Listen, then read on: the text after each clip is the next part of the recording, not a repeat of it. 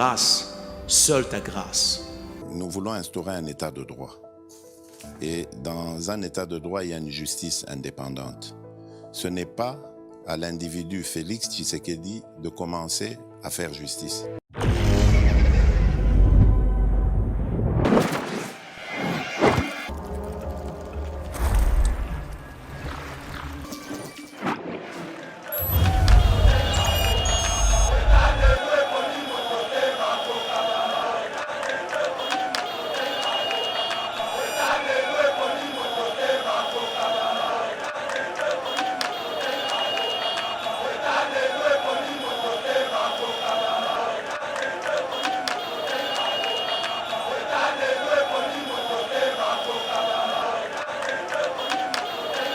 Néron Mbongo abimisili kamwe compétence. Oui. Pasteur Godempoy abimisili kamwe compétence. Oui, il y a mes gestions, merci. Le loyo vice-gouverneur Gérard Jekoko Moulumba. Comment mes gestions? Oyo kuta ekopé sa moi lumière. Na ville province sango ya Kinshasa, moi éclairage, moi esengo et bandi kokota. Na ba source msuku toyoke, yeko to ba taxer moyibi ba câble. Yeko to ba taxer moyibi ba pièce ya mituka. Au moment que le gouvernement de la ville province à Kinshasa est atteint à Moutoukate. Et là, on a des députés provinciaux, bas à la grand garçon, des députés provinciaux, bas à la grand monsieur. Au salaki en lobby, na Nerombungu fuma banga moyo, au salon na Godempoy, mais boye barakelelo, bana kini bazo zelabino. Lobby peso boko ici ango, boche même propagande nabino, campagne nabino. Na mbulo ezo ya lobby bochango pa danger pona nini totala ke bokenda ki ona pona kanyaka. Très bien. Bokenda ki ona te pona kosunga Kinshasa. Or makambusko yango ekwei totali de komitera mwana mboka Gentini Ngobila Mbaka 065.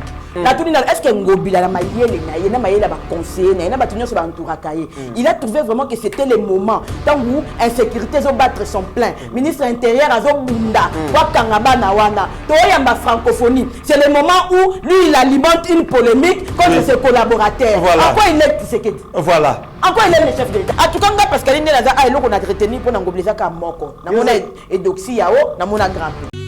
BioHerbs Cacao est un cacao en poudre de première qualité, mêlant l'utile à l'agréable. Originaire d'Afrique, les bio-cacao possèdent des propriétés médicinales et aphrodisiaques naturelles et puissantes. Un autre cacao n'est composé d'aucun arôme artificiel, d'aucun colorant ou de conservateur. Avec de l'eau chaude, de l'eau tiède ou du lait, profitez d'un tendre goût des cacao. Avec BioHerbs Cacao, vous êtes assuré de retrouver une capacité physique optimale.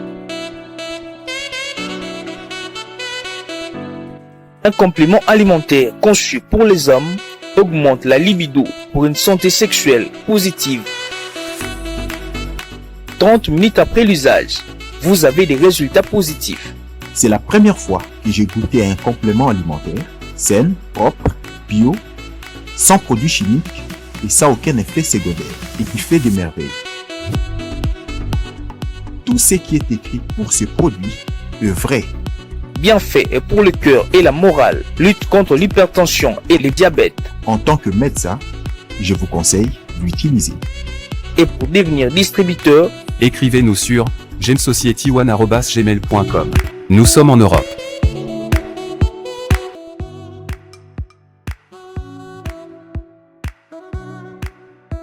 Nous sommes aux États-Unis et au Canada.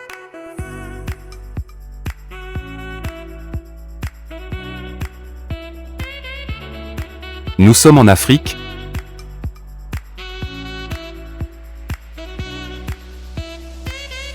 Nous sommes à l'est de la RDC et à Kinshasa.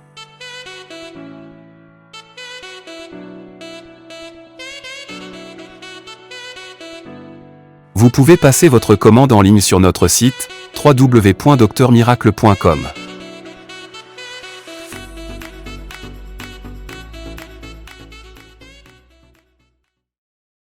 Mesdames et messieurs, bienvenue sur Yeba TV. Merci de nous avoir choisis pour vous informer. C'est lui qui a l'information et les pouvoirs et nous sommes très heureux. Nous avons mérité confiance Nabino. Merci na ba commentaire, na ba like, bande de Maroc, mingi na sita rabinoté. Na moni vraiment boza ebele. Merci particulièrement Nabino. Merci na bandeko pe ya Turquie, merci na bandeko ya Chili, merci na bino. Et puis bandeko na biso bazala ba différentes provinces. Merci na marque à confiance. Oyo bozo assurer Yeba TV. Vraiment, nous sommes de cœur avec vous. Et ba commentaire, na ba suggestion, ba remarque, ba like. Et zo là qui savent vraiment que bolingi chaîne nabino et bozo soutenir biso. Merci mingi nabino. Merci na régie oyo sala musala vraiment kitoko. Bo tenir biso vraiment rigueur mingi te hermo toujours comme moi sans mon boulot et tous ces autres dérangés. Bo bi que technique ezaka na caprice nango mais déjà ba Rabi Mokoko na ba Steve Konde ba ko bunda pour que qualité vraiment ya son na image ezala vraiment de nature ya ko sepeli sabino.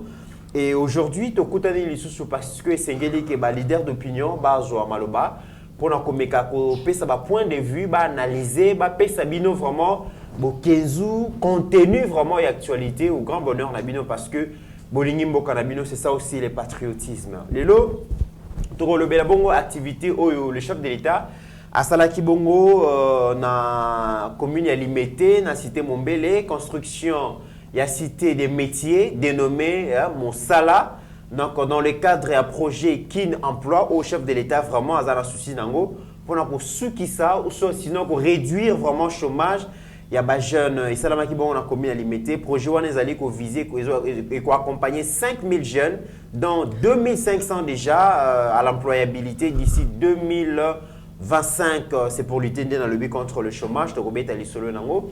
Donc, on est allé solo, il y a francophonie, et ça vraiment de nature il y a qu'on promouvoir sport dans milieu de jeunes et ça na batuming ba gagner peu ba vie na bango likolo ya sport et sport est dans secteur moko ya ko négliger mais surtout ba infrastructure oyo moko nzamboka doté mboka na nini na période oyo eza eloko moko tikala ko sale maté boko mona stade des martyrs vraiment ndenge komi eza eloko sengeli to lobela yango parce que volonté politique ezanga kibiso ces 30 dernières années. Kasi malembe to comme on a que vraiment le chef de l'État a honorir volonté wana. Et puis mesdames et messieurs, dossier spécial tokofan de la hôtel de ville de Kinshasa. Tozolo bilango li pona nini parce que les loboye tokoyamba bapa ya plus de 40 pays, plus de 3500 athlètes. Bakofan na mboka na biso pona ko sala ba ko participer na jeu francophonie. Kinshasa zola ki sa elongini ni tokolobela yango malheureusement tozo ya mbabongo 9e jeu ya francophonie dans un climat ya crise ya tension entre bato ba ko kambela biso ville province à Kinshasa personne azo ignorer makambo eleki entre Godem Poi président assemblée provinciale à Kinshasa na Gentini Ngobila gouverneur ya ville province à Kinshasa. Et ceux qui vont monter, Toyoki Pelisusu Makamboma, koleka entre gouverneur Gentini Ngobila, na vice na Jekoko. Tokobeta lisolo nango, baweli lisusu nini, tokobeta lisolo nango, mais eza moi passi, tozo banda émission, mais bozala déjà na idée na makambo to koloba. Qu'est-ce qui se passe dans la ville province à Kinshasa? Les ministres provinciaux na ba cabinet na bango basali 25 mois de paiement. 25 mois bafuta maraté.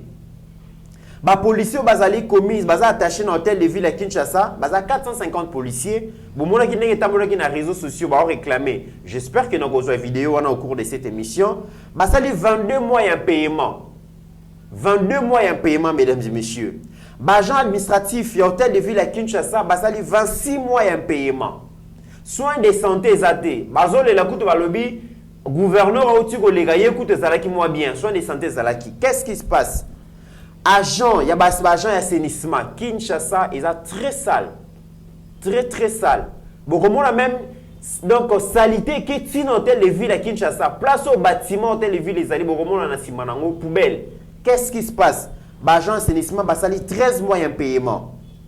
Et en dehors 5 mois, mesdames et messieurs, 7 ministres provinciaux ont démissionné. Tout le bété qui est en Gobilatika, le constat est l'oroté. Elenge c'est salami, Kikuit c'est salami, par-ci par-là, tout le monde peut par que maman Marthe Kassa le salami. Mais est-ce que c'est suffisant?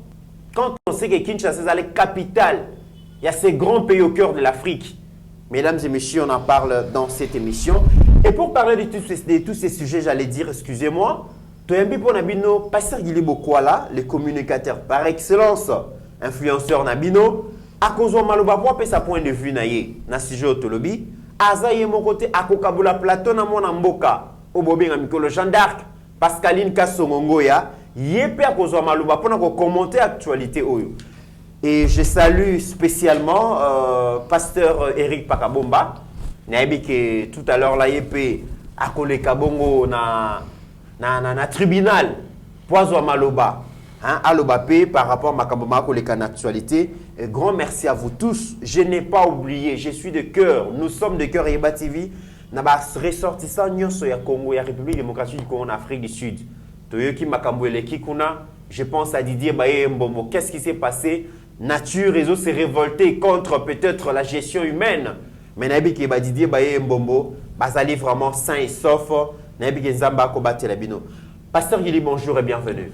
Bonjour Ndekomite, bon week-end Nayo, bonjour na Maman Pascaline. Bonjour pasteur. Bonjour aussi à mon grand frère Pasteur Eric, Zolanda Bisso en live, Aza derrière les caméras, et na ba Congolaises et Congolais au baza de partout Ndekomite pour na kota la ba oya bango ba pia biso musala, ba o balingaka biso, na ba o pe balingaka te. Tosa musala oyo topona mande na Congo. Congo ndatinda abso yango yoka bato muso na commentaire bato na biso bolia kandenge ni bafuta kabino ndenge nini ba nomination zo leka ba kombo na bino zo bimate mais pona nite ba ko kanisa bino non puisque biso toza engagé na Congo. Congo ndem tazu biso na musala oya pesi biso musalo yango pe to ubika nango. Donc c'est comme ça les comités Kimia na Mabota na Bango, on est toujours ensemble. Et les anniversaires à ma petite Salem Mikanda depuis UK. Yoana Rabi Mokoko, merci. Salem Mikanda, de commit miracle na nièce Nabiso, Oyo a Silisaki Kelas na Elobi, na droit. Donc, à Zui, diplôme na il y a licence, na droit. C'était hier le 20. Demain, le 22, c'est son anniversaire. Tout le monde a totalisé combien? 22 ans. Wow. Donc, il fallait quand même tout tomber là. Mon bateau lobby, bakokokisa, accomplissement, il y a Congo à venir. Il y a Papa Taboulei. Congo bana basali koye ko la lobby bakobi kisayo. Nde bango wana basale mikanda na touche na ye. La fille de sa mère, maman Séverine Mbia, la nièce de son oncle Madi Banza, depuis UK, on est toujours ensemble. Ngapé tonton, na tombelio Mbotama et l'amour. Bah, bon rétablissement depuis les États-Unis d'Amérique, Papa Crisol, Lunzitissa, le banquier, Motomoko Malamu. Papa Crisol Nzambaba Telayo, bah, traitement nyonso et les Kamalamu, puisque Bomo Inayo, et ça l'a moi réconfort na bomo ya bato mosusu entre autres le quoi ba biso yo ba pasteur Guili tina koloba awa ezate poso tolobi ngo ba koloba ke tolobi ka po toloba oh ce sont des réalités ya ba makambo biso to viva peto vivaka pembeni na yo nzambe abatela yo bon rétablissement madame de fer Nadine Vouda et Sikazali nzamba batela ye toute la famille Vouda vraiment merci na réconfort na bino que ça soit physique spirituel Maître Nice Vouda, BBC Vouda, Papa Willy Bondak, la cadette, Maman Sunta, Papa Jacques, le parent, Marie et Papa Gérard Vouda, les hommes de Dieu, Tobo Sanebinote, Pasteur Bijou, Vouda depuis Bénin et évêque Jean-Paul Vouda, toute la famille, vraiment Zamba Batelabino, on est toujours ensemble, dengue bo accompagner qui oyabino, na ba dire prévo ya passer nango et Dieu est au contrôle, to ebi que nyonso e kosi la paix malamu. Merci de comité. Merci Pasteur Guili, merci surtout pour la présence pour nous répondre à la question à Yeba TV. Mon amboka Pascaline Kasongo, bonjour et bienvenue. Bonjour Mitterrand Naya, bonjour Pasteur Guili Bukwala. Bonjour Naba technicien, nous sommes à Moni le Mitterrand Bossani Bango, Rabi Moukoko. Et puis Mike Obazana de l'autre côté, bonjour au Pasteur Eric Pakabomba Azana Bissou Awana na studio. Bonjour Naba Mboka nyonso spécialement nande quoi Pasteur Guili ou Pasteur Guili abetara lisolo tongo midi pourquoi ce qui a fandika abwe tango tozai kokola Pasteur Guili alembisa biso la masolo ndeko ne wana tito baya kutu e mo kata zo beta to yoka karapo alekisi voilà to pesi mbote mingi na tuti kaluji à Kinshasa, na moi sinaye. Voilà. Vraiment, merci beaucoup pour tout l'amour. Nakutana na couple moko vraiment gentil, couple moko kitoko. En Maman tout cas, Pascaline, celui-là des comics, c'est un frère. Vraiment. Donc, tu as passé vraiment enfance ensemble. Voilà. Donc, omoni ba makambo yo tobetaka ya occupation de comité azingaka zala parmi ba victime bangai ba kufa na BMV na yemoto kana liboso asomba na wenge koya nango Kinshasa ba Rwandais balanda ye to mona film boye ndenge ba osalango. Heureusement ka yebi volant ndenga zawana na ba 97 pasteur Eric akima na mutuka jeep ya ba Rwandais na sima to mona scénario na sayo ba obeta masasi muta okima na volant akimi bo babale leki azo to mona ngo. Donc c'est quelqu'un au lelo apesa nga plaisir et lelo même ata so tuni na ngiringiri asa parmi baninga o apesa jeunesse courage. Donc akenda wenge yemoko asala test yemoko bazoye yemoko aviva banko yemoko lelo abeta cri o etikala top en Afrique ndombolo à Téléma place à Téléma wana le number 1 tout. Écoute, ça n'a bien compris na raté n'engé pas sur qui là qui est dans le secteur à communication parce que c'était un bon joueur. Vraiment. Destin installé se retrouver. Alors bon week-end à Toutou Kalou, si on est en hommage vraiment tout cas au PSAE parce que maintenant il faut balelo ba comment ko identifier musique congolaise au Liban ba koyebso c'est le ndombolo donc Toutou Kalou déjà mutu to c'est LP misé ada inventaire au monde a inventaire loko inventaire excusez-moi et loko ada loko la ba inventaire nyonso to yebi parce que ils a invention ils a œuvre d'esprit donc te souhaiter bon week-end na molonga ni nae na bosanité. Ma sœur Jeannette Moutamba toujours bana salongo nyonso na pesi bino mbote bienvenue au pays nzamba batela yo na papa na bana vraiment j'étais très contente de te voir et tout donc c'est na bosani ya shiki ya obenga ngai ya shiki to mushashi no na boy na za message champion lelo bobetite ndeni boya na Pascaline non ya makasi ya Hollanda yo vraiment ya shiki to mushashi no toujours ya baleki voilà donc après ko seka na ngai quand même Mitterrand na ya en tout cas na une place na yote mais bana mboka fo bayeba que le Congo Brazzaville est signé contrat na Rwanda. Accord na Rwanda, il y a suppression, il y a ba visa, ça veut dire ba Rwanda ba koya na Brazzaville. Officiellement, maman voilà, confirmé. Signé beaucoup de Christelle Nguesso, je crois, le fils de Sassou Nguesso, ou un ministre, ce qui a été je crois mais c'est un fils de Sassou Nguesso. Ça veut dire que ba Rwanda ba koma koya na Brazzaville sans visa. Ba Congolais Ngambu ya Brazzaville ba kepe Rwanda sans visa. Sans oublier déjà que ba pesa ba terre et belé. Voilà. Alors les amis qu'on a ceux qui sont pas solidaires envers nous parce que Fachi a bondi pour la makambo ya sécurité territoriale. Ceux qui sont en face de nous ba ennemi ba koya facilement. Tu as un problème na ba Rwandais mais tu as un problème na muto ko utiliser certains Rwandais. On ngamba maluko ba pesa ba terre. Voilà donc bana mboka fo ba yeba. On ne sait pas dans l'avenir qu'est-ce que ça va donner. Même si tu pesi kaka information.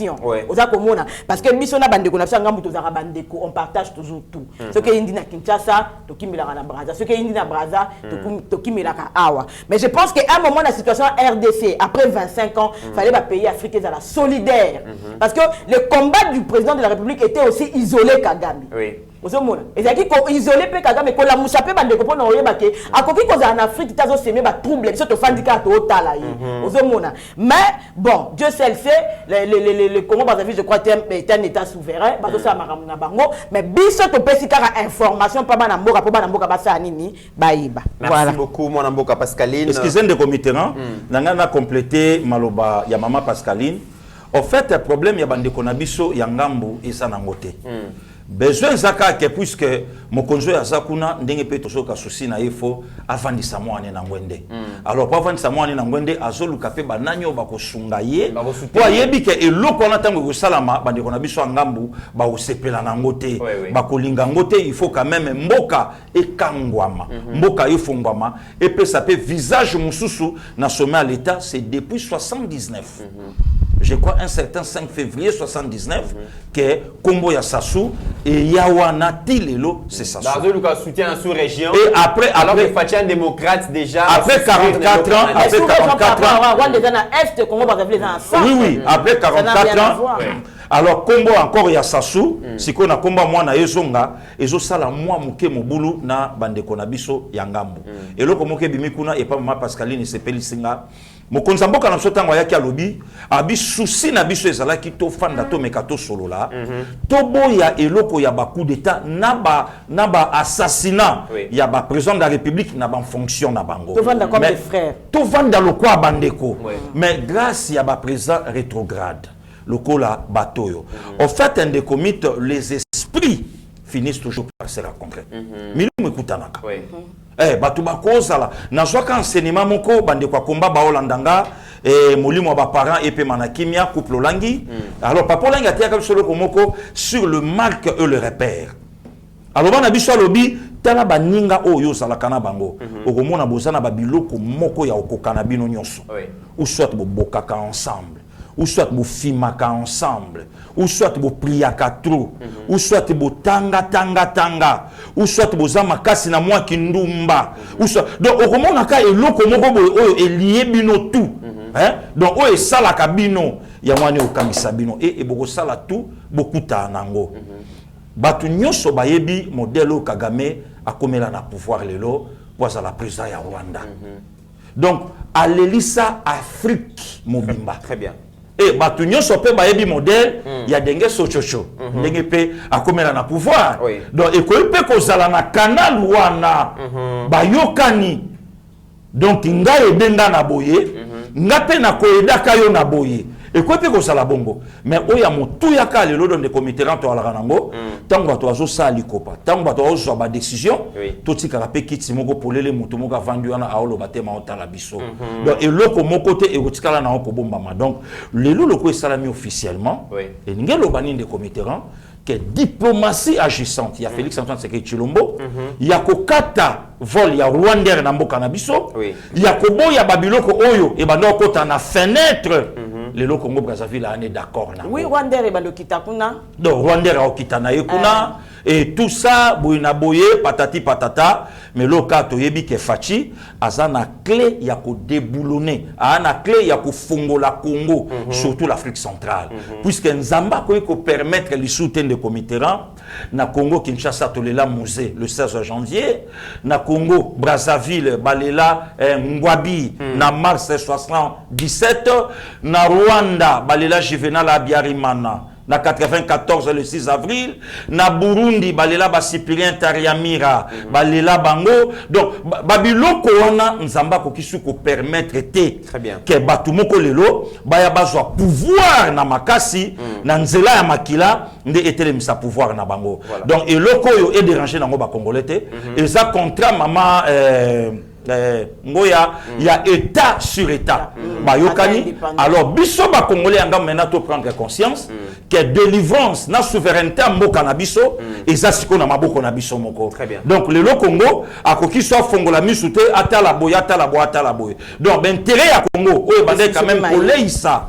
batu nyonso lelo ebimisi na poisake Congo lokola serré biso pe Congo Brazzaville epesa mobulu malamu sikona la sa vraie face nanga ya coopérer na Rwanda ke na Congo Kinshasa au contraire de Comiteran les deux capitales le plus rapprochées du monde au Kutango na mboka mokote tokobeta 4 tours Brazzaville Kinshasa au Kutango te ni Kigali Bujumbura eza na trajet ya boité ni Paris Bruxelles eza donc le oyebi mbeki aya na Brazzaville akutanga kuna abi bino bobenga o deux pays mais non ça c'est pas deux pays o ezaka mboka moko que les semboka matanga za koto kuna pe famille mo bakufeli que les semboka batu kuna ba osepela batu koto pe bakati ba ke fête donc engelo ba il fallait bazala ya biso merci mais malheureusement politique ya la rango kana d'intérêt ya mo pe le loto comme vivre. Voilà, mesdames et messieurs, ezan babiloko image to la kisawana to mona en mina ba documentaire et aviation to applaudissaka dès que le bac entre guillemets mindele ba makasi ba maele mais il y a un Congolais qui a fait un exploit, il s'appelle Michael Kiboko. Ezan non ya pilote ou a réussir l'exploit, il a faire atterrir l'avion ya compagnie Serve Air ou Efrola qui crash. Au départ, bongo, il y a avion, na tour de contrôle aéroport, il y a Goma, bah remarqué que pneu moko explosé en plein vol. Alors bah Bengi na Kinshasa, bah, c'est bon, déjà disposition parce que c'est pourrait que cracher ça les mains, avion, donc et perdre pneumoko. Et ces pilotes, donc il a dû faire plusieurs tours à 5 mètres. Bah, voyager en avion, bah, 5 mètres, ils ont vraiment hauteur, il y a mingité, a sali plusieurs tours à 5 mètres na piste d'atterrissage, afin que bah, donc tour bah identifier pneu oyo et explosaki. Et après plusieurs calculs, les manœuvres pilotes sont à réussir. Michael Kiboko a réussi bongo pour faire atterrir avion wana tolanda extrait image comme ça sous la donc l'applaudissement et à bâton sur bazala ki wana babana ko banga crash to ya kolanda comme ça toujours à VIP à ba comme ya ba invité na biso. C'est une expérience incroyable qu'a connue les pilotes Michael Kiboko de la compagnie Serve Air lors de son vol de Goma à destination de Kinshasa mercredi 19 juillet après-midi. Au moment du décollage de l'avion, une grande vibration de l'appareil s'est fait ressentir. La tour de contrôle, qui suivait tout mouvement, a informé le pilote que des flammes ont été aperçues au niveau des roues et quelques débris. Elles sont restées sur la piste. L'incident a été signalé à Kinshasa afin que l'équipe s'apprête à recevoir l'avion endommagé et assister le pilote pour un atterrissage sans dégâts. Ne sachant pas de quel côté le problème s'est situé, Michael Kiboko a dû faire 3 low pass au-dessus de la piste à basse altitude pour que les roues crevées soient identifiées. À côté de la piste, tout était mis en place pour éviter le pire. L'on peut voir de camions anti-incendie ainsi que de véhicules des agents techniques de l'entreprise. Finalement, c'est le pneu numéro 3 de l'avion qui est identifié comme celui ayant éclaté et n'est resté plus que la jante. L'appareil étant chargé, le pilote a dû faire plusieurs manœuvres pour atterrir en douceur et éviter le pire. Dieu merci, tout s'est bien passé. A témoigné Michael Kiboko, commandant de bord, en sortant de l'avion.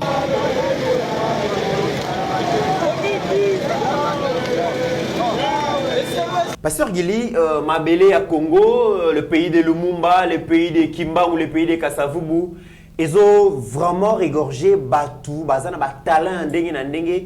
Tala pilote, c'est pas un blanc, c'est pas un étranger, mais c'est un Congolais, un jeune Congolais, qui a réussi à exploiter automobile en documentaire à aviation.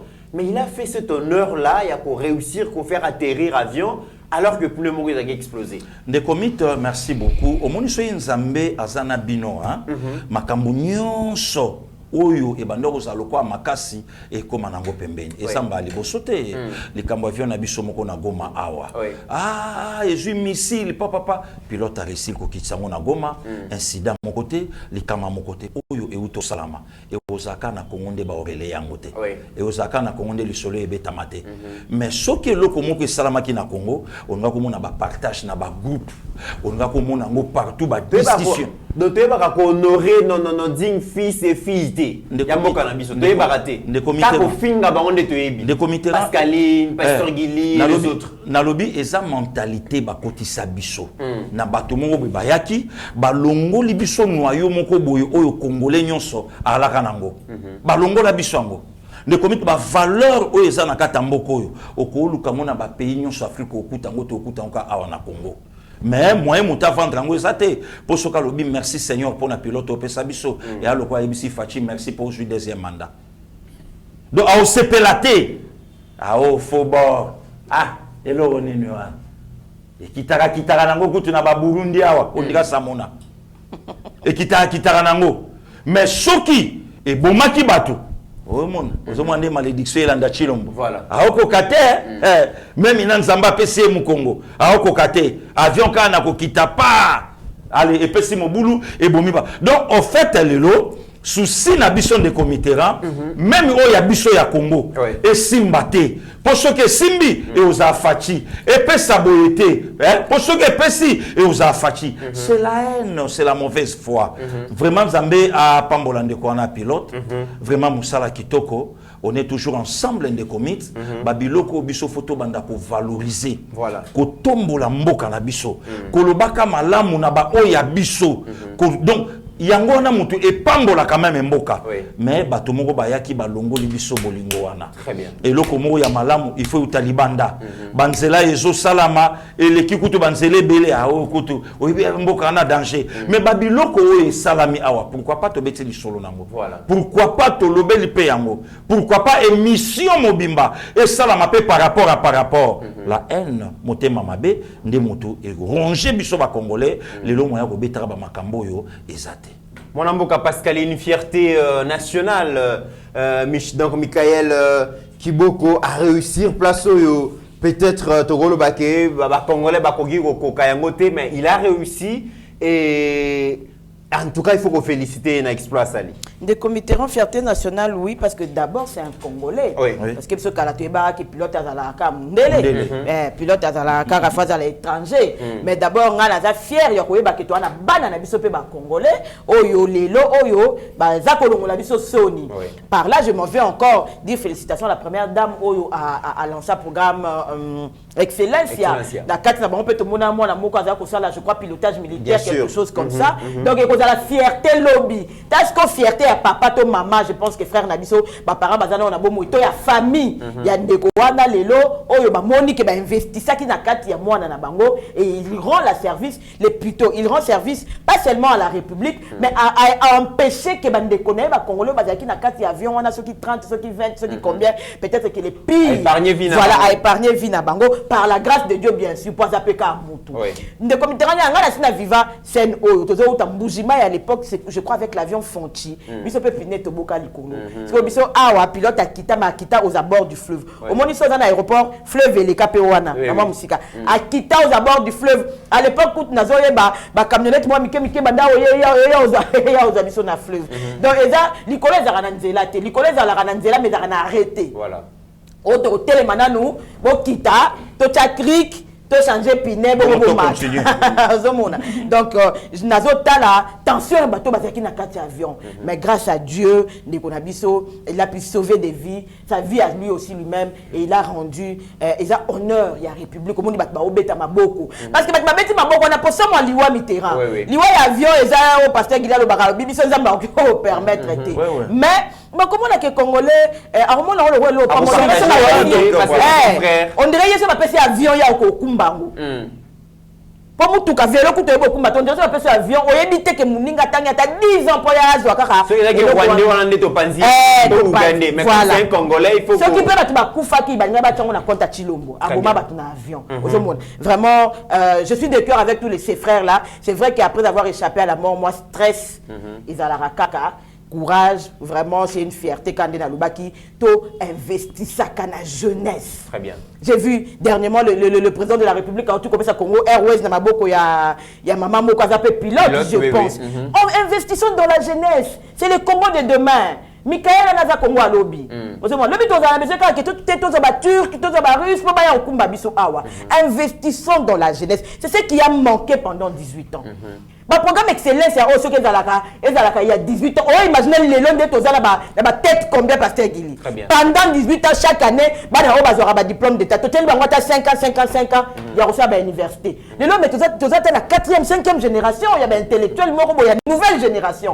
Mais malheureusement, on n'a pas su investir dans la jeunesse. Très bien. Et l'autre côté. Voilà.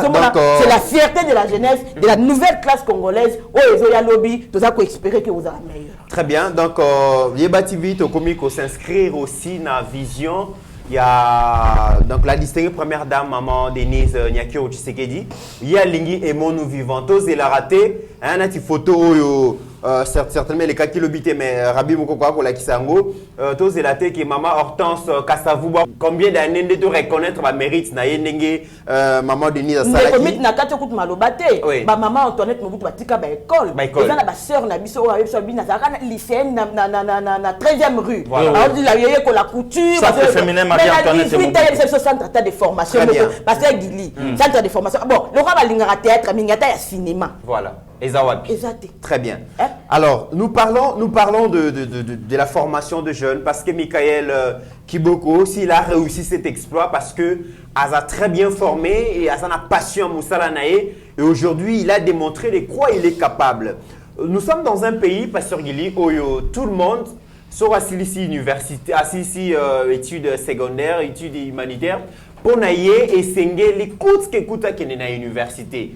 Bisoto yebaka que université et ça les mara pour na batonyon sauté. Université ça pour na ba lutte et puis ceux qui aussi si université na aussi si aux diplômes na yo au sali test ceux qui réussir au côté université ceux qui réussir aucun institut supérieur, aucun centre de formation pour apprendre métier. Mais le loboé, 30 ans durant, makamon des alaralistes souté, moi j'ai eu diplôme azala aptité et c'est là qu'il y a université. Mais le chef de l'État, le président de la République, pense aussi qu'on ne peut pas reconstruire les Congo seulement dans les universitaires. Et c'est le corps des métiers, quoi apprendre un métier, parce que métier peut dans un pays qui est en voie à construction, dans un pays en voie à développement, et c'est le bateau peut métier, et c'est le bazala pour contribuer dans le processus bongo à développement. Tout l'anda makambo les cas qui lobby ndenge mokonzambo ka kei ko inaugurer construction ko lancer pardon construction et cité des métiers au babengi cité Monsala comme ça to ya kozonga. En pleine cité au centre-ville de la capitale Kinshasa, le cortège présidentiel a surpris ce jeudi matin les habitués du rond-point Ezo à la frontière entre les quartiers Mombele à Limete et Yolo à Kalamou. La présence du chef de l'État Félix Antoine Tshisekedi en ces lieux est hautement symbolique pour la République démocratique du Congo, résolument engagée à valoriser ses terres arables. Une fois le décor de la cérémonie enlevé, cet espace va se transformer en un véritable chantier qui verra sortir de terre un centre de ressources dit Monsala et une cité de métiers. Autrefois très célèbre pour sa formation en agronomie, cette école cycle court de moniteurs agricoles créée en 1959 va renaître dans une entrepôt grâce au projet Kin Emploi qui répond à la vision politique du président de la République. La construction du centre Monsala entre dans le cadre du projet Kin Emploi, un programme salutaire qui apporte, en collaboration avec le ministère de la Formation professionnelle et métiers, un appui au développement de l'employabilité et l'entrepreneuriat à Kinshasa. Il vise ainsi à accompagner près de 5000 jeunes Kinois, dont 2500 à l'employabilité d'ici 2025. Pour rendre plus pratique la formation dispensée, un dispositif pédagogique technique et numérique sera mis en place. La transformation agroalimentaire et l'apprentissage du numérique dédié à la promotion agricole sont là quelques filières de formation prévues. Le centre sera ouvert à toute personne désireuse d'obtenir des informations et assistance sur des questions et projets du secteur agricole. La cité de métiers de Mombele est donc le projet pilote. 4 autres centres du genre verront le jour dans les 4 zones linguistiques du pays pour lutter efficacement contre le chômage et donner du contenu à la revanche du sol sur le sous-sol, ardemment voulu par le chef de l'État, Félix Antoine Tshisekedi Tshilombo.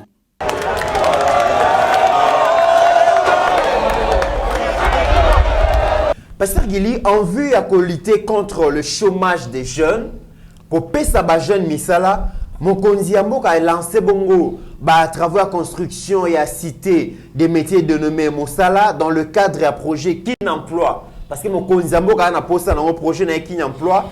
Et puis d'ailleurs, construction, il y a cité, on a un institut agricole de Mombele et la commune à Limete. Et projet, on a accompagné 5000 jeunes. Donc 2500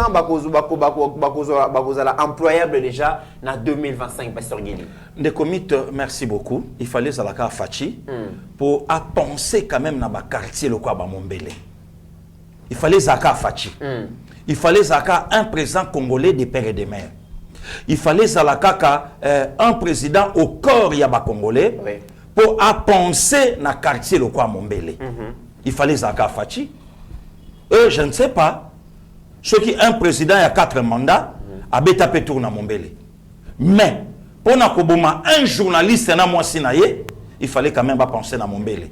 Il fallait quand même pas localiser ndakunaye avant d'arriver à Mombele. Il fallait quand même pas beta tour kuna et sans pas se rendre compte que Mombele ça mon ko ya ba quartier, moi sima, to penser quand même to cela bango lokomoko Pour Oyo, Nanzela Mombele, lelo ceux qui développement ekoti na kin, ekoti pe na Congo. Ça c'est un.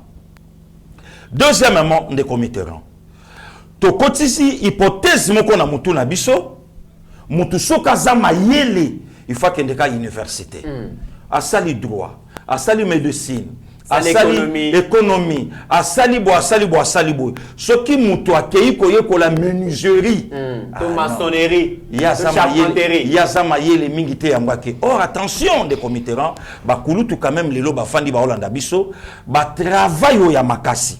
Betide oya makasi eza betide moko mécanique oya maboko oya koyeko la misala maboko ya ngonde ya laki ba etelo ya malonga lobi puisque misala nyoso ya maboko ezoleka awa na mutu ba calcul ba biloke belebele même ate pa bande ko na biso basi to yoki lelo soki mwana moi sasa mayele te falo bwa kanoye na couture voilà.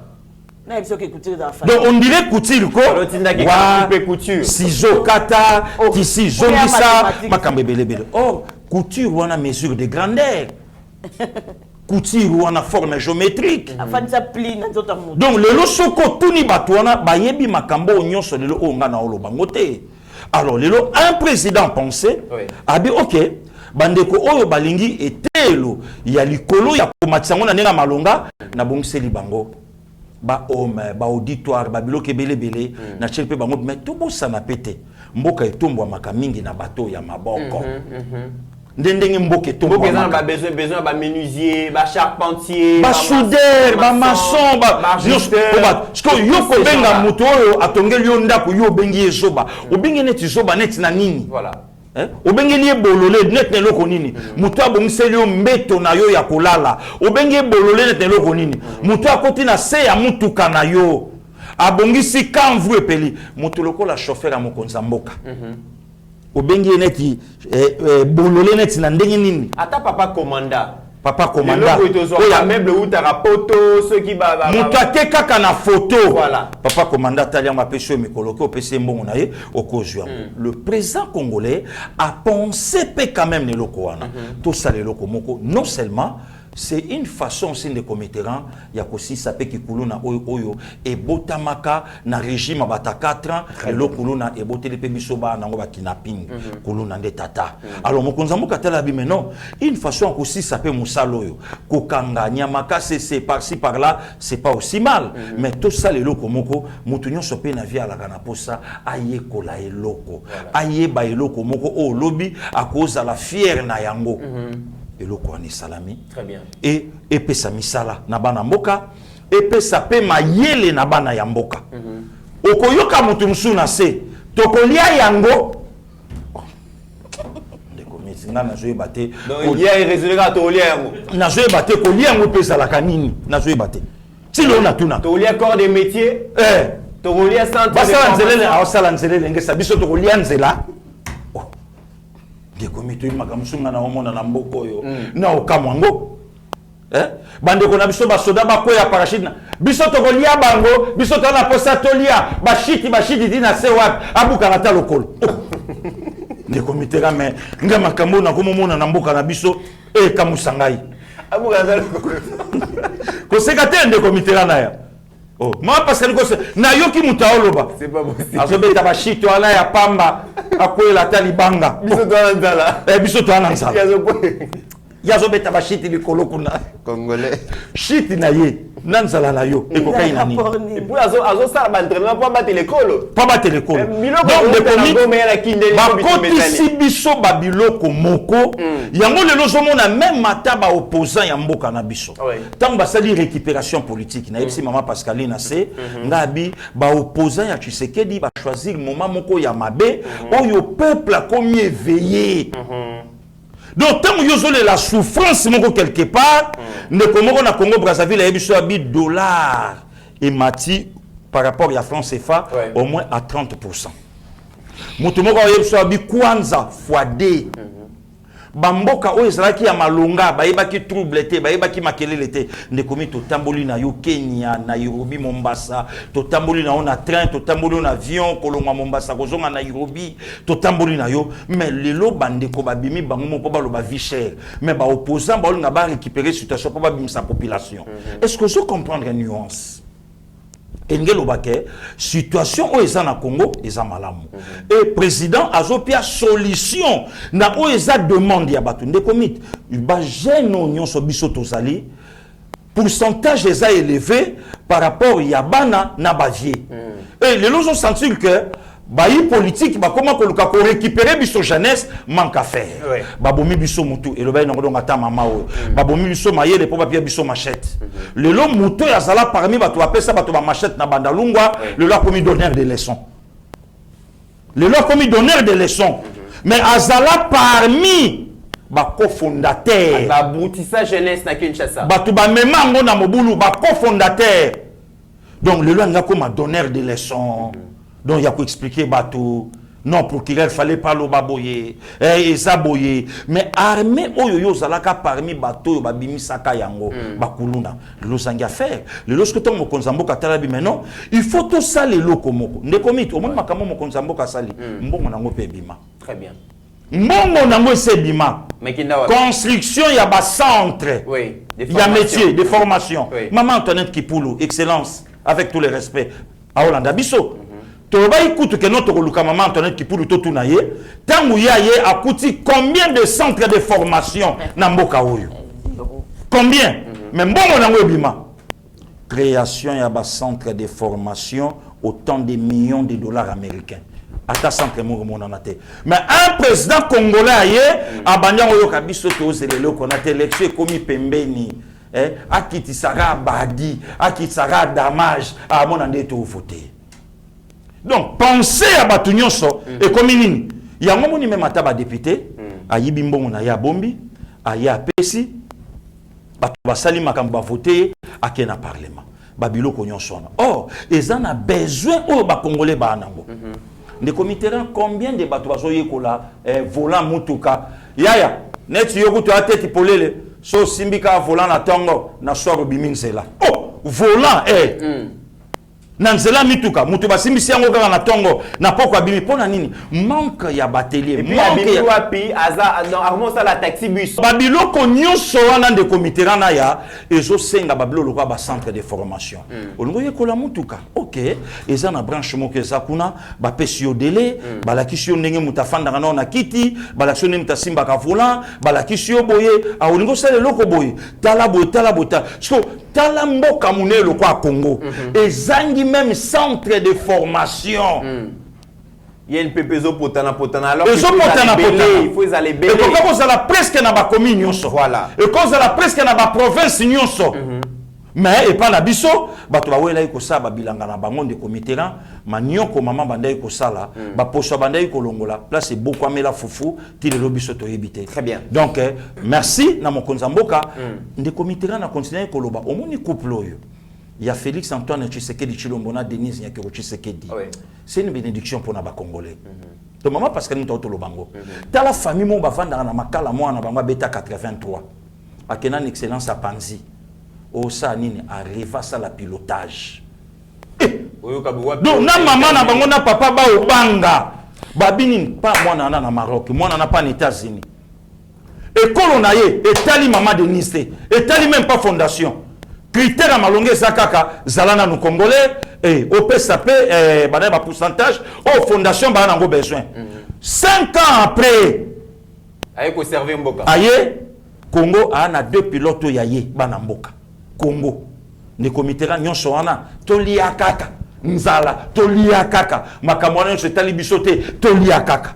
Voilà les comités ndenge mboka etombwa maka ndenge makambo changeaka 5 ans après okomona couche ya babolole ekokita ya mwa bato mayele e mati et tango ekomata muto akomisa na ba 35 ans ayebi musala te azana papier te sone ko sala ina milia baninga ngape na linga na ngai mako soude o mais ba teleza ya kitoko ke batangisi yo ba pesio papa lobi pa komi utile dans la société. Il y a le slogan Abisso, il y a 4e voyage et pas Bakizito. Très bien. Être utile dans la société. Lobby pas comme moto. Il y a un moment où on a Abisso Babi, parce que Gili Boluka Misala, lobby beaucoup mabatu. Très bien. Pour bayebi que Moussala, il y a un moment comme Isaka Moutou. Lobby, na vie. Donc, au Yekoli Moussala, lobby et qu'on permettre aux mises en charge. Merci na Mokonza Mboka, merci na ba initiative au Yazanango, ne comité genre ya moto, topi me le deuxième mandat pour l'année. Très bien. Moi, Mboka Pascalino, yo qui religieusement, Pasteur Gili, Mokonza Mboka, na souci à lutter contre le chômage des jeunes. Il faut Essengeli citer des métiers nommés Moussala Essengeli Tongama pour que et préparer les jeunes, l'employabilité des jeunes. D'ici 2025, donc 2500 jeunes déjà, vous allez employables et ça c'est une très bonne chose. Politique qui a jeunesse, politique qui a employabilité à jeunesse. Mais terona ya webinga na kumisara nzambe pona ndenge parce que autour ba couple ya chef de l'état na biso son excellence Félix Antoine Tshisekedi Tshilombo na maman Denise Nyakeo. Non na moni non eza en tout cas eza le quoi eza mutu mo azali ko ba bo munda tozwa mwana mboka la tête du pays. Eza ne loko kitoko te le roi ko za na ndeko. Webi atende to za bo ndeko na za moi directeur quelque part. Atoke na rolien na ndako n'était pas Gili. Moi le coup moi na ka ya ke ndeko na ngande mutu azawana. Tellement non makambato basali depuis ba komi na pouvoir. Le chef de l'État dès qu'il accède au pouvoir, c'est la jeunesse et des à préoccuper bango. Parce que Félix Antoine Tshisekedi a yebi que entre nos papas Naba na biso o lelo to pe sa priorité, il y a une génération millier qui a été sacrifiée. Il y a une génération on peut pas que des classes bazali comme matabaki kalungu. Au côté si ça qui na kati ya bus et puis yo rolanda na fenêtre parce que Gili. Quand il y a beaucoup de période à musée batela ka biso lomo ya ba ofele ba camion mo ya ba militaire. Il y a une génération bazo tanga 2000 3000 na kati auditoire moko mitterrand na ya oyoka matière mu kolonini. Hein? Oyoka matière mu kolonini professeur kuta otangisa kuna ozo mona été. Makaska na somba silabis ozo ke tanga potango yo sa la session ozo ata au passer classe. Il y a une génération oyo biso ba oyo. Dès ko ba ke baliara Thompson chaque jour. Le lobo on a pondu, le bibo on a matembele, le bibo ba kalingi ba champion pansi. Non, chaque jour. 20 ans l'équipe sorabo. Nazo yebiso l'équipe sorabo. Et l'équipe biso boy, ba pesi biso misala te, ba former biso te, ba la kisi biso loro te, ba la kisi le pe que ba sala ka boye ndenge nini te. D'abord ba mi yaka na bango ba mi tche bango na ba poste. Ba longo biso qui na 20 ans, ba kisi biso 20 ans tozala pas ba parents.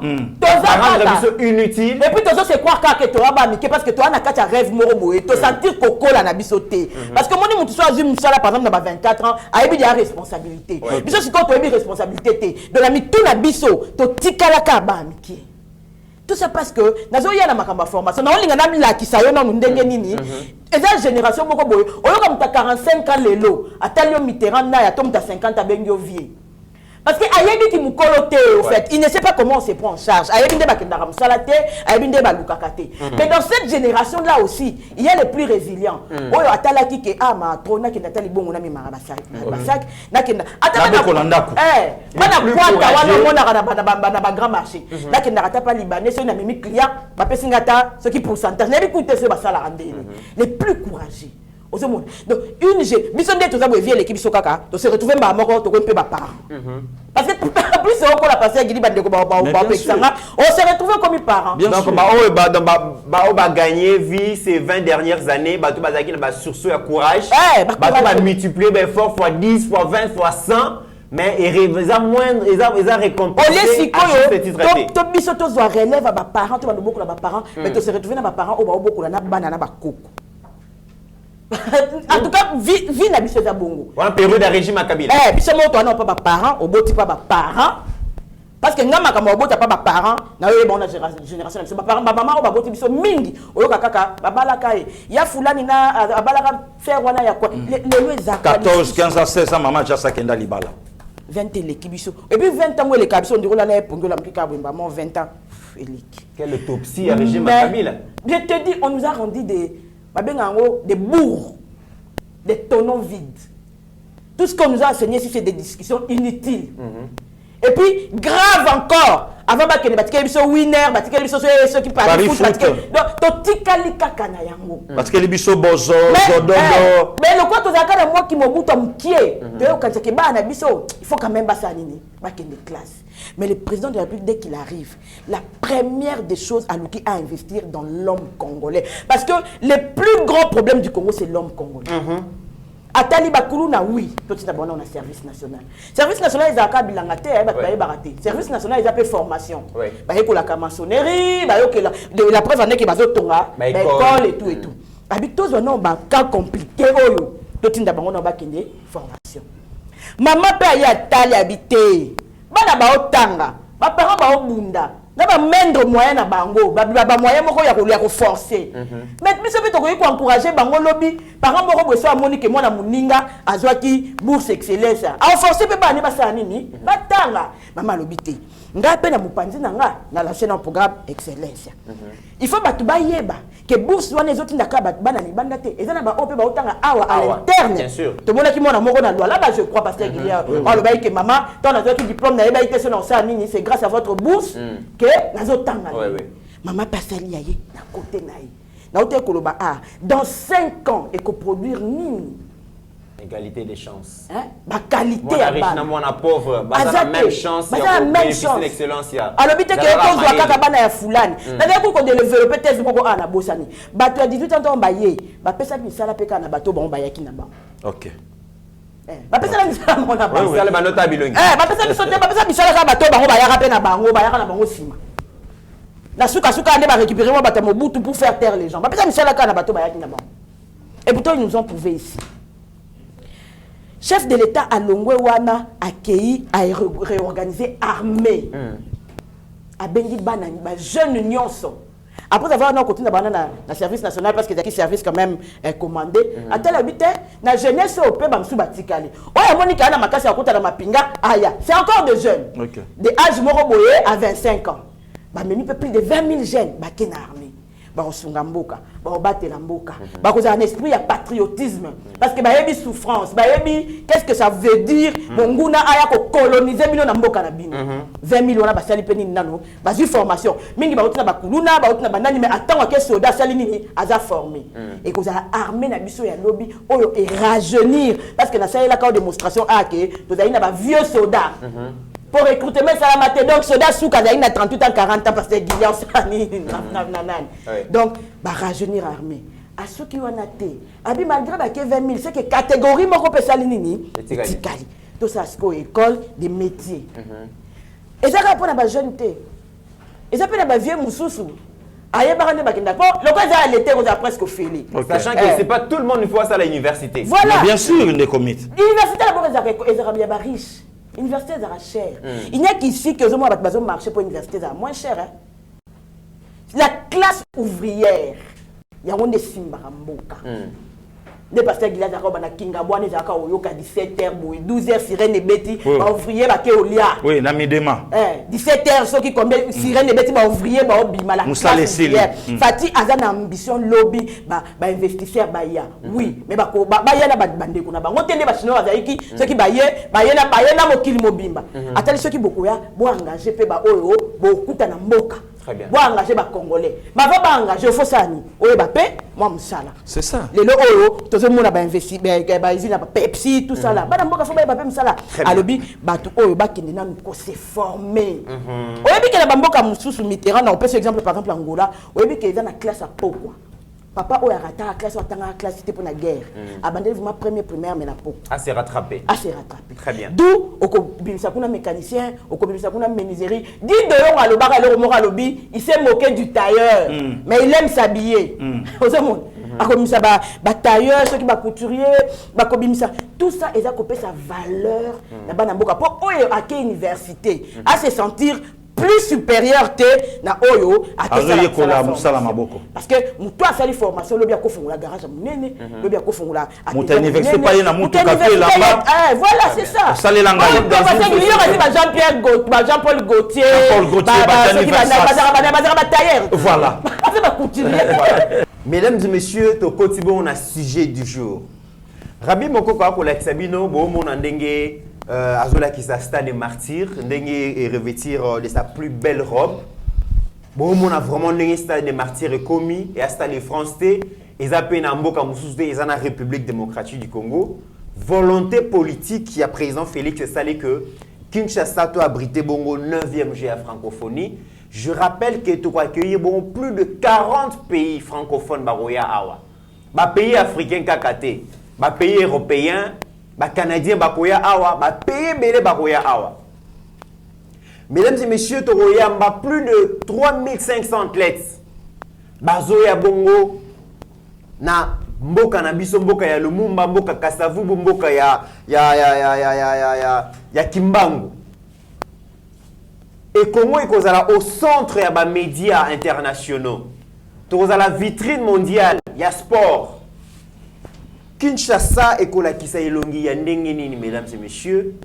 Au moment où on a pona koyamba bapaya, ndako koyamba bapaya, ba responsable bazoyo kanate. Godem Poi, président de l'Assemblée provinciale viré pour la simple raison qu'il y a le bagi forme clair dans la gestion en Mboka. Jantiningo Bilana vice neba koyo kanate pour la simple raison que vice-gouverneur a le bessengeli batba futama ba travail ba futama. Avant pasteur Gilaz Wamaloba, mesdames et messieurs, dans l'hôtel de ville, ba ministre provinciaux na ba cabinet na ba on ba sali 25 mois en paiement. Ba policier baza commis na garde ya hôtel de ville et Kinshasa, baza 450 policiers ba enregistré bongo 22 mois en paiement. Agent administratif ya ville province à Kinshasa 26 mois en paiement. Soins de santé kutu bazala kanango lisusu babi kimbuta zonga. Agent ya assainissement Kinbo Peto basali 13 mois en paiement. Na 5 mois 7 ministres provinciaux ba démissionné. Et la liste n'est pas exhaustive. Qu'est-ce qui se passe dans la ville province à Kinshasa? D'ailleurs, pasteur Guilé Bissanga pose au Maloba, tout zongela Nerembo Maloba, par rapport à la gestion en ville, tout le monde a été vieux, peut-être, hein? Tu as ça, ma bé? Mécanicien, donc, à perdre ma faculté à ça, ma bé. Bolanda, Nathan Wana, Nerembo, tout l'anda déclaration à Salaka. Merci. Bana Kishasa, Toyoka recommandation, il y a Biblia, dans Jérémie chapitre 29, verset 7. Recherchez les biens de la ville où je vous ai mené en captivité et priez l'Éternel en sa faveur, parce que votre bonheur dépend du sien. Donc, Bana Kishasa, Tozana Kishasa mi balete. Soki totie kaka boyo kanipe bolingo volonté zali, toko déplacer bangomba, même ba foule, biloko nyonso o etondi na ba caniveau ezo pesa salité na Kishasa. Bafoulu nini tout ça ce qui volonté zali ce qui to mitiki na maboko ya Nzambe to kolongola yango ba moyen zali ba moyen balutaka yango na ba stratégie ba mobilisation à recette et yaka na mayele ba moyen zali Kinshasa eza pauvreté parce que rien que la population oyo tozali c'est déjà une force pour Kinshasa. Congo Brazzaville, Centrafrique, Rwanda, Burundi, Gabon. Au sein de la population dans l'Union sonné à Kinshasa, les loyaux, ceux qui signent comme Chine, et Bandelina nous pour la population à Bango. Force tozana yango. Totia taka volonté, mutu ayiba lisusu biso bonheur na bisote. Bon se laisser faire te, batu baloba te, bana Kinshasa to telema, mutu amone la susu Kinshasa te. Mutu anyoko la susu Kinshasa te to telema Nzambe azana biso déjà si atindiki biso moko to sala poete Kinshasa koma boy to sous-estimer susu Kinshasa te mais to kende liboso na mosala na bolingo na volonté pe na koyokana ngai na yebeloko moko soki to telami to zui décision makamno se sala donc ba futa taxe na volonté batu oyo bako so ba taxe bako gérer ngo pour la profit kaka ya Kinshasa. Donc, tous à la base zobati, tous la late, qui nous a mutua timba, yebe la vision. Kinshasa oyo le kaki, mbala oyo toko se laisser faire encore que Kinshasa simba mataka e bakachango na maboka batu. Fini biloko Chris Benoit na Kinshasa oyo. Bakacha Chris Benoit sidi. totelema miso efungwama tosala mpo na Kinshasa totangola mpo na Kinshasa parce que mboka ya mapamboli na biso ndeja Kinshasa tolingi komona Kinshasa propre tolingi komona Kinshasa bambouteillage esila tolingi komona Kinshasa bakaniveau nyonso ezala kire tolingi komona Kinshasa banzela esalama tolingi komona Kinshasa bawenza propre ekota na esprit ya bien yango wana telemisa esprit ya bato nyonso moko alala supongi te toza na bino mayele kota mutanda merci à toi. Pasteur Gili Nerembunga lobi a déploré la gestion Azamabe Godempo ya lobi ke namona clair na gestion Azamabe Jekoko Gérard Moulumba lobi ben paiement l'équipe na ville province à Kinshasa et sengeli bato ba foutema parce que ba au travailler Azamabe qu'est-ce qui se passe na ville province à Kinshasa? Le comité merci beaucoup dangana lobake eza pasi pe mawa. Makambo yo ebandi lelo te. Ngala lingaka toujours kozonga na préambule pour na repesa bato moins idée bato ba yeba place auto komi. Pour na bakinois et kinois maman Pascaline na yebité au moins à 95% balinga kate kombo tondeko oyo akomi gouverneur à ville à Kinshasa azala. Balinga kate na raison moko na makambo oyo elekanaka na yumbi. Mauvaise expérience, mauvais souvenir. Oui, et ça la kabande ko mabe. De committerant, te conseille la ka moi morceau o ngana yo na dame de fer toute une mission, il y a pour expliquer batou comment et combien régime il y a 4-5 commandants balinga biso ba congolais TPP ba olinga biso te.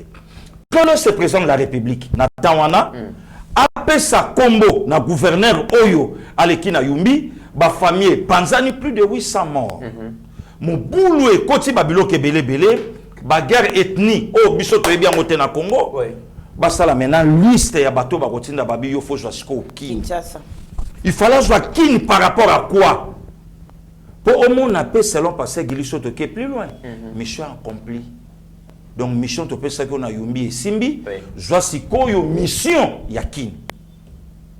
En oubliant que miroir ya Congo Kinshasa siège ya institution moto ya la ina fidélité na biloko amike bo confier siko ya minene au Bible pekisa wapi Kinshasa ne komitera na o se rappeler mukolongo to alaka na yo ba kinoise kino ba alaka na souci ya mutu moko bo abima donc kombo wana karate tango batanga ye na 12h Kinshasa matanga bato bakenda na bakota balali ba bimboko eza na chance te. Félix a ça par tous les moyens à ça quelque chose pour la délivrance en beaucoup. Et ceux qui ont atteint des comités, bande ko balanda biso ba quand même na moi idée ya mambo na oloba. Ba gouverneur nyonso o babima qui sur 26 famille o ya kala babimi 23. Les comités ba mission les kana ba chaîne à ba paya. Moi ton frère na landa. Ba chaîne à ba paya comme ici pouvoir à kala. Babi botala muto aza calme botala nenga botoli gestion ya mboka na maboko ya président Félix Antoine Tshisekedi Tshilombo. Ba souki wana atteindre comité un dimanche na ba après-midi. Ba gouverneur nyonso en guise de reconnaissance ba kepa mokonza kala tobi merci. Entre autres na oyaza Kinshasa lelo. Tolali tolamuki plus fasciste que le kababiso. Fachi béton.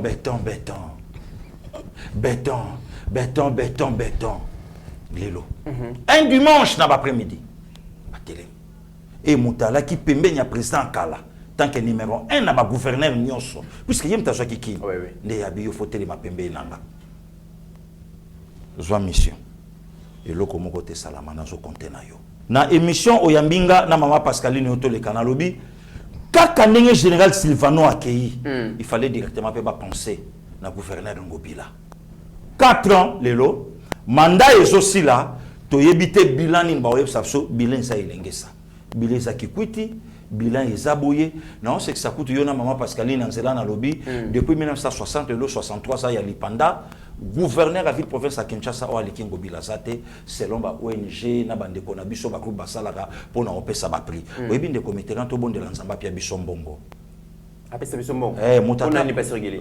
Mbongo ebo somba même na ba conscience ya bato. Mbongo somba tina ba conscience. Ya na nga somba tina ba communicateur. Ya na nga Charlie be ya loba na nga yeloko wa. Mbongo.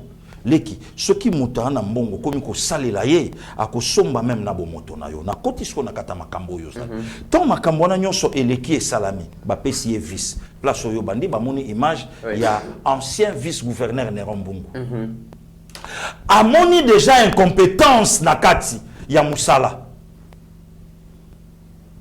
incompétence monsieur ko ina kati kuna il doit partir fakende il y a banini ana vision te vision na ngai sa nini ngana na vision bongisa kinte tata na ngai tango tindaki kombo na ngana na Kinshasa apesa kinga vision te ke bongisa Kinshasa po ngana bongisi yango te yo bongisa ngonde ngini alors moi na nyoso yo kaka o moboti na lobaka Néron doit partir Fuma banga moyo est parti akei batikali na Godempoy le pasteur libala bo sembo bayokani kitoko batamboli kitoko toko mana 2023 le comité tout le monde a réconciliation bana mikie tout le monde a réconciliation moi sina mobali ba oyokana te Rabbi Moko la exception moi extra to zolanda ya photo parrain ayeko vandisa a traiter problème te oui bozonga na botala bana botala mwana botala batu botala nini batu bakoloba mboteka ya bongo et enfin Godempoy viré mais ti passer Godempoy azokende gouverneur miroir gouverneur responsable il y a ville province à Kinshasa aniati président de l'assemblée provinciale comme pas possible un villageois voilà tout l'extrait il y a attaque il y a président il y a gouverneur Gentini na ancien vice-président ancien président de l'assemblée provinciale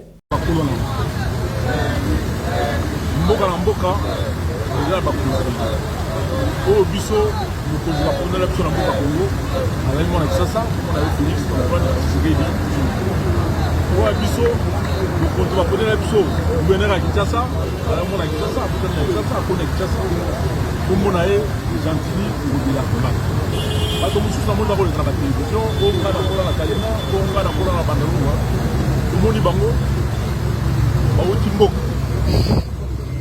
ba yena Bandalunga avant va ne pas nous connaître vieux major na ina kimkolo lelo aligo kumagala moi ça arrête la courage de ça par ça la télévision pour la remettre photo alors na mboko to iba sala ngwana de balando ndenge parce que fondé parce que parce que formidable nous sommes solidaires, nous voilà, nous l'hôpital, nous bénédiction. Par contre, il y a le Kuka, il y a le Madogo, il y a le Passini, il y a ça passe chez Mawa, mais nous avons mené à Okuta Bango. Bango Moko Barozon.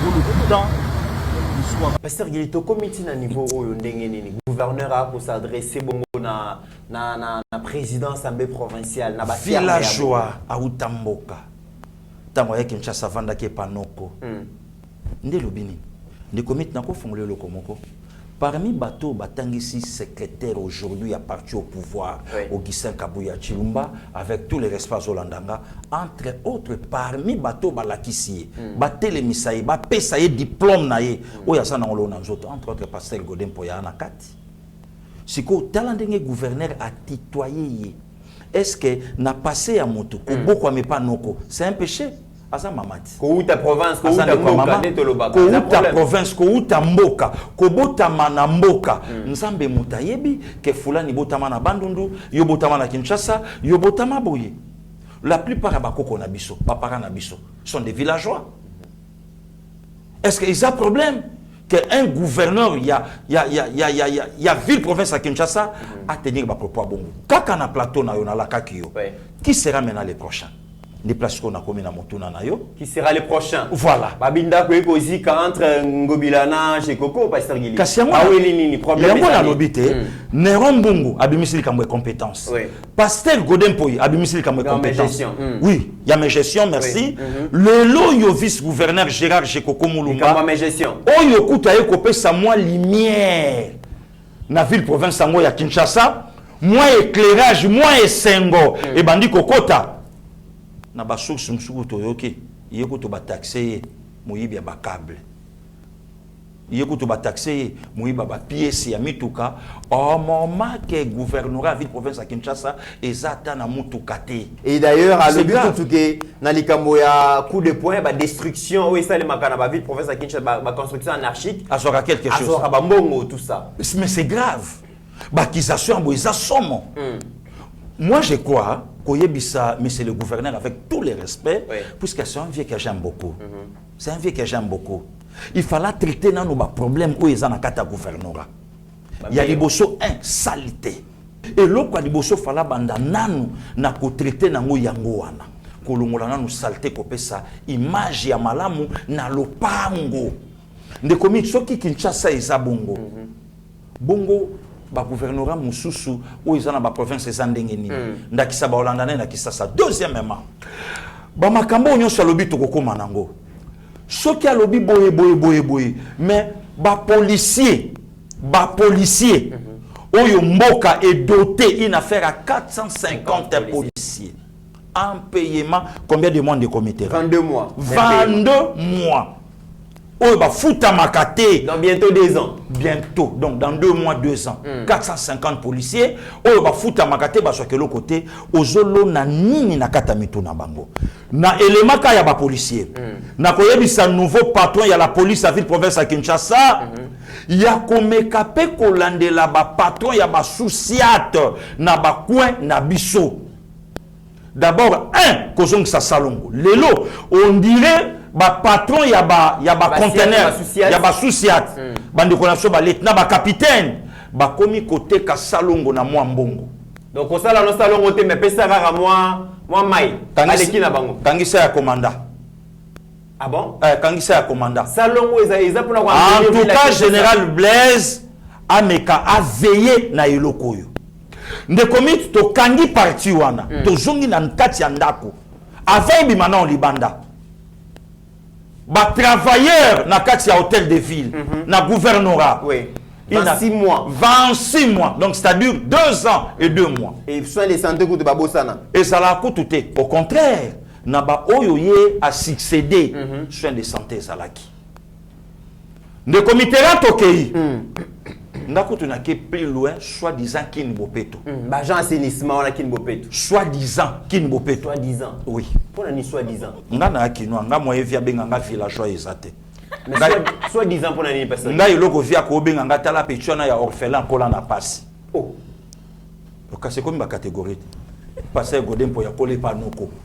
Villageois ngasko villageois ezate ponga na botami na kinwa mais orphelin kinwa mtala petchona orphelin zanga ba parents lelo nga lobananga wana ndako loba bongo soit disant Kin Bopeto pourquoi ndekomi tu wapi Kin Bopeto na mona batu ya parti bazo timola terrasse na Kigoma na Lingwala na yakota la famille moko wana na tuni bango babi passer gilolo baka trop tala sko Kin Bopeto yango ça c'est grave na terrain foot eza na Lingwala wana pour Kin Bopeto to fana muki wana parce que l'image ya Kinshasa francophonie yango comment méga ville comme Kinshasa méga ville tozanga bongo ba camion na ba dank le comité qui est plus loin de Kinshasa a totalisé 100 ans 100 ans tozana ba dank te toza peut-être à peine peut-être 2 camions alors que chaque commune esengeza na dank ezala na ba camion pour assainissement oyo to benga ka ba engin Exacté. Pour na kolongola même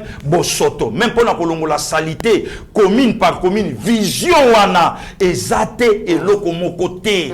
Si koyo nde commit, yo tuna ben paiement nyonso wana. Yo tuna salubrité nyonso o lelo eza na Kinshasa, lelo tala partie ya kitoko lokola ACP. Ah, ACP de sa musala. ACP sa musala. ACP mbongo ezali. Po mona ke ACP mbongo eza. Pour mon que ACP ba bongami pour mon que ACP ba na vision na bango mususu ACP ke iti ake ko simba IDPS alobi aleki IDPS nani de comité rang soko moni soso evimbi na nzungu soko moni mwana soso avimbi azaka mwa boy yebaka mère na bango ana se très bien ba kinwa ba loba ngo po via kinwa te aboudé passé godem poika pona ki village na ki kinwa ya nanga de la patrie appelle le quoi lelaye ponga pe na lelaye ngobila ngobila ve pa umela ta yoka ndoka ta danse skonde komit mwana mboka Gérard Jekoko mulumba komi place wana na vision ya ko accompagner non na buli pardon ya ko accompagner vision mokonza mboka aya komona ba makambo boye est-ce que oyo eza ko accompagner chef na vision na ye tokoboma il fallait yo pe yakanga na yo toboma toyiba tango alobi NON na mona clair nzongo epeli moto epeli nesika oyo kaka pona makambo oyo lelo tokota pe puisque yepe mona mboka Gérard Jekoko tozo luka pe ye tozo luka pe ye totuna ye 24 mois oyo yo poza na kati 26 mois oyo yo poza na kati 22 mois oyo yo poza na kati ou soit place mo boliaka boyokani te yango bandokimi bale baswani bandeko baza na contact na vice gouverneur bayebisa ye ke yeba TV pas zo lukaye mais balobi déjà peut-être lobby gouverneur a ça la point de presse a démontré comment Jekoko vice nae a koyiba ba câble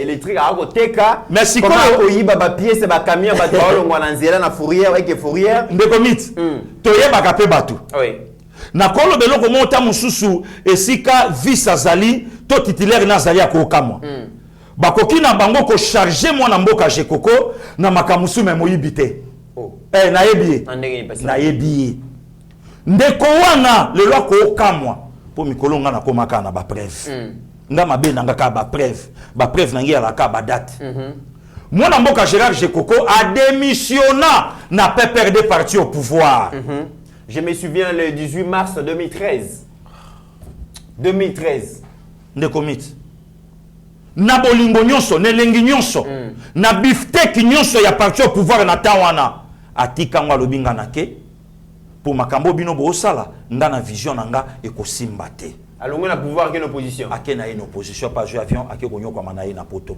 na yebi makambo wana nyonso donc babiloko yo mwana mboka mbaka ko oloba en un mot de committeran ne rombungu mabe Jekoko nani mbaka très bien pasteur Godin Poyi mabe mbaka très bien lelo Jekoko pe mabe il semblerait que ce qui en a peut-être moi pe ba mes attentes na ba autorité ya mboka ebele donc conflictuel et yeba que lobby francophonie ezobanda misala ya boye tozana ngo sous besoin te et loko kanga na ngosenga na ba députés provinciaux bazala ba grand garçon ba députés provinciaux bazala ba grand messieurs bosala ki ngo lobby na nerombungu fuma banga moyo bosala ngo na Godin Poyi mais boyeba ka kelelo bana kini bazozela bino lobby peso boko ici yango botie même propagande na bino campagne na bino na mbulo ezo ya lobby bochango pa danger pona nini totala ke bokenda ki na pona kanyaka très bien bokenda ki na te pona kosunga Kinshasa or makambusko yango ekwei totali nde committeran mwana mboka Gentini Ngobila mbaka 0/5 na mona même na ba combattant ya IDPS balata batisha ACP ya sika makelelo na nyonso bimaka te po passer gilala takate soki passer gilala takango nde bangaki ba finga ngai combattant ya MLC oyo nanga mona yeba teke de nazala na MLC très bien or ti makamano sezo salama vision ya ACP ezala ke il faut aniata IDPS très bien ana ambition na ye ya omo na betele bino lisolo ya papa moko Charles Mbutamutu azana mo ambao mabakambo yo basala ndenge toyoka yoka na ba préfet ya ba école vérité yango ebandi ko na ba dossier wana natiki malobe pa na yo mwana mboka Pascaline parce que ba dossier hôtel de ville à Kinshasa ils a tellement monné to fungola yango bien semaine prochaine où ils a avance moi annonce tozo pesa de comité moto ya pesi mituka lobi une trentaine de véhicules ba moto atinda ka ba tuba kendo yiba ba pièce ko kitsa moto boy pona ni mwana mboka Pascaline na landa yo plusieurs fois na plateau ya Yebativo lobby Jekoko aza chance pour la ville province à Kinshasa aza lokola likala moto na makolo ya Ngobila ayeko lamusa Ngobila ayeko pesa Ngobila pifo pour que ville province à Kinshasa kende liboso kasi lelo ba bebani lisusu ba ko loba kono Gentini azali ko lia mbongo azo empêcher ba bourgmestre ba sala misala na bango azali ko yiba ba câble électrique kende koteka makambo belé ba greffe on qu'est-ce qui s'est passé finalement lisusu entre ba mi ba le comité ranga na la question mo na on s'est posé gouverneur aolinga kangisa batu nyonso minoko po azobumba nini. Bon, ata na justice tant okendaka balukaka batémoin. Totie siko ke lelo Jantini Ngobila Mbaka muta oke samba. Babengi témoin numéro 1 Néron Mbungu à Sambi. Babengi témoin numéro 2 pasteur Godem Poi à Sambi.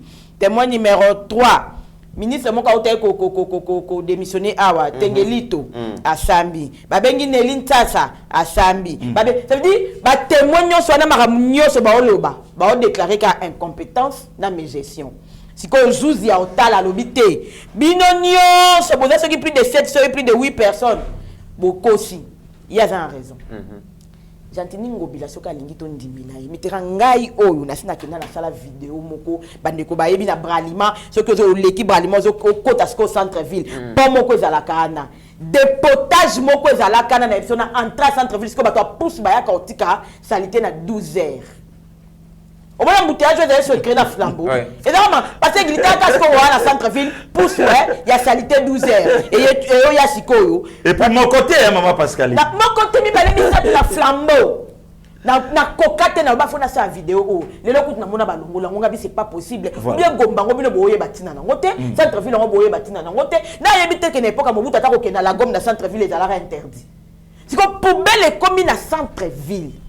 En tout cas, parce qu'elle est là, elle a retenu pour Ngobila Kamoko. Namona Edoxi Yao, Namona Grand-P. La poubelle comme la centre-ville. La cima bâtiment administratif hôtel de ville. Mais Ngobila finalement a connu à Salini pour la ville province à Kinshasa. Création ACP. Na lobby boy, Kinbo Peto Mitiranaya. Fait au Katana na Kinbo Peto, ils ont lié na Kinshasa 0 tout. Kabambar, ka oyo yo yo yo yo. Ils ont na mabulu bande bandeliti suka. Bon marché les deux asuna nzelate. Ce qu'on y a on zela kabinda zele yate. Ce qu'on y a on zela kabamba zele zate. Ce bon marché za suna nzelate. Ce qu'on y a on tandenga ndolo. Ma trou est partout. Mais mutumoka le cas AFC sabi Kinbo Peto réalisation combien 90%. Parce que 90% on va faire qu'on a banda hôtel de ville tilibo so ndako Ngobila to na Kinshasa o wa. Ba par rapport à et puis Kinbo Peto état d'esprit. État d'esprit Kinbo Peto. Kinbo Peto on a ezalaka prévu que ba récompenser à chaque commune selon des propriétés. Bandal tout rond que l'équipe sur la propriété, vas-y récompense. Oh, Kassavou monte l'équipe, on a la monate sika basali. Récompense là na tika le monate. Moi na mboka Jekoko tanga qu'est-ce qu'il a fait? Nathan Mukeo asali pembeni ya Ngobila. Parce que ça peut moko ya membre ya IDPS. Nazo koma nanu. Ngobila beti to za kinois parce que les Kinshasa le remonté. Jekoko mulumba beta to loka kinois za mwana Kingabwa. Avant banda osunga Kinshasa banda na osunga Kingabwa.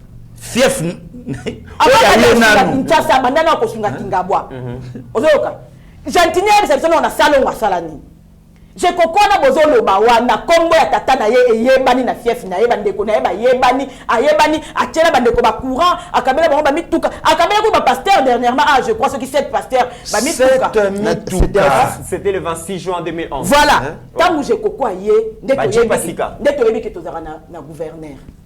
Maintenant, Jantini doit pouvoir. À ça, solo la tanabi sur la TV. Car il y a qui cherchent à vous presser Kinga. Toto kansata ya André Kimbuta. Zara sora yo ki bana moto kuna ba otungisa yo mo kazi moto nanu akei. Jantini so mona yo wapi communiquer. Na biso bana Kinshasa. Ce qui français et l'arabe so passe atana lingana. Mais j'ai coco aïe. Ata ba terrasser pour ba déboucher. J'ai coco. Les gens ont comprendre que Kinshasa va te mêler baliaka ba mapangu ba biliti na nzela. Je koko mulumba. Je koko azaki koya atata ba obuka za entourer la population na ye. Sans garde. Azo so la na ye je koko mulumba. Babi ali la ngombongo.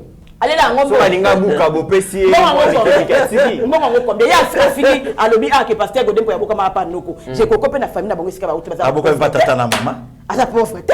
Allez là ngombongo. Il y a combien mythes ce qu'on est na terrasse muta terrasse na gagnera combien pour corrompre. Maman Pascaline est-ce que comme on a muloko à Gérard je koko mulumba. Oko corrompre. Aboya kutu likamba $3000 na miso bato nyonso.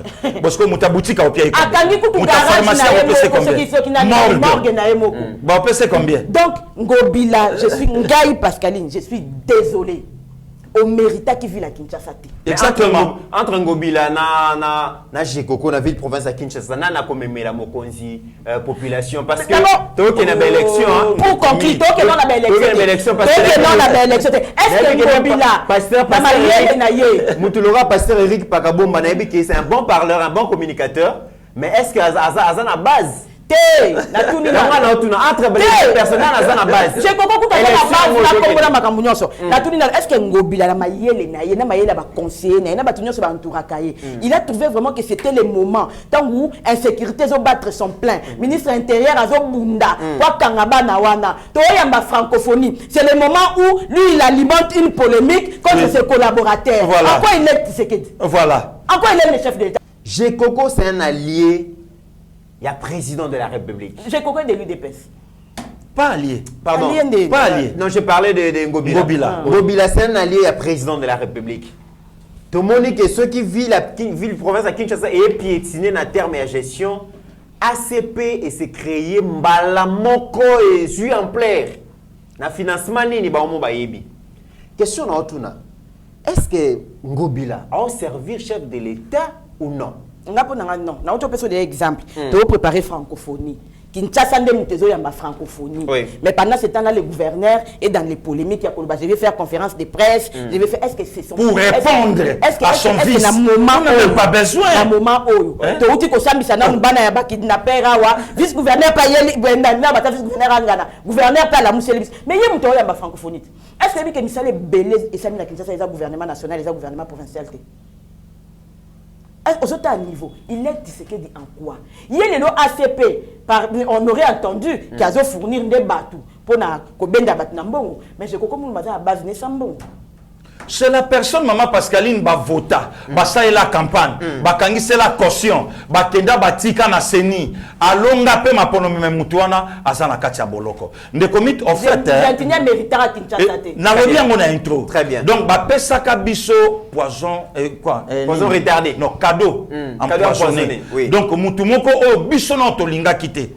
O nanu biso to kote na mité maté. Très bien. Yango moni lelo. Azana compte à rendre na mutu nyonso. Ngana yebisa kibino. De comité tango lobi est-ce que na kanisi ko du Gérard Gekoko azumbo ngotanga comme vice gouverneur. De comité. C'est quoi faut tout na motabongo talent nzembo kitoko parmi banzembo kitoko de la patrie à Yemba. Quand ba Yemba 48 heures à vice.